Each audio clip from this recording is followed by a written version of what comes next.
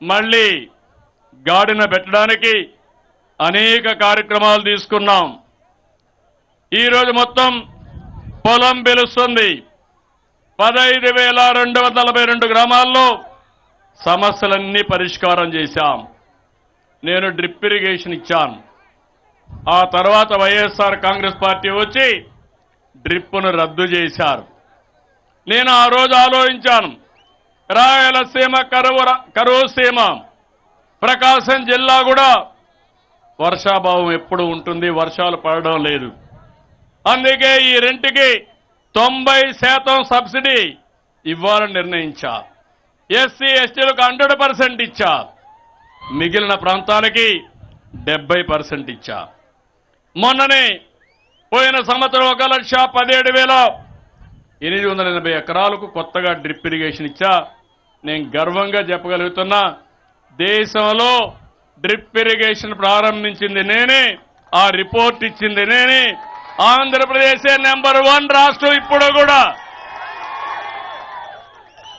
దీనివల్ల చాలా సమస్యలు పరిష్కారమైనాయి. నేను ఒకటి ఆలోచించాను, ఆంధ్రప్రదేశ్ రాష్ట్రంలో వరి పండిస్తే మనకు సమస్యలు వస్తున్నాయి, ధాన్యానికి గిట్టుబాటు ధర లేదు. ఇంకో పక్క పొగాకు పండిస్తే పొగాకు హానికరమని కొనేవాళ్ళు లేరు. అందరూ శనగలే పండిస్తే మార్కెట్ లేదు.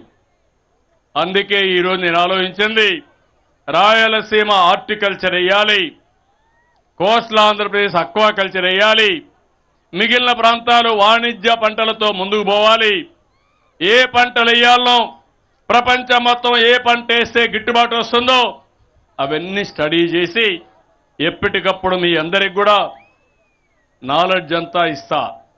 ఇంకో పక్క గుర్తుపెట్టుకోండి, నేను ఆ విషయాల్లో కూడా ఈరోజు మీరు చూస్తే ఇది కాకుండా 1-2 విషయాలు చెప్పినాక ఆ విషయం కూడా మీకు చెప్తాను.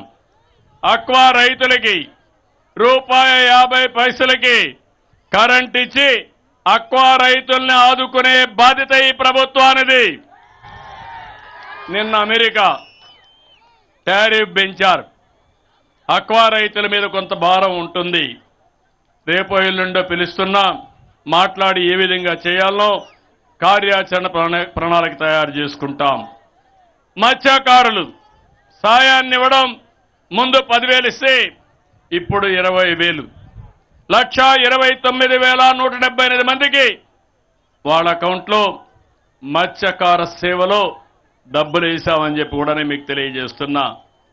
ఈరోజు ఇక్కడే మిమ్మల్ని అందరినీ కోరుతున్నాం, ఎరువుల తగ్గించాలి, వినియోగం తగ్గాలి, పురుగు మందుల వినియోగం తగ్గాలి, ఉన్నంతలో ప్రకృతి సేద్యం వైపు ముందుకు పోవాలి, బయో ఆర్గానిక్ నాన్ ఫెర్టిలైజర్ వైపు రైతులు దృష్టి పెట్టాలి. దీనికి కావలసిన నాలెడ్జ్ని ఇచ్చే బాధ్యత నాది.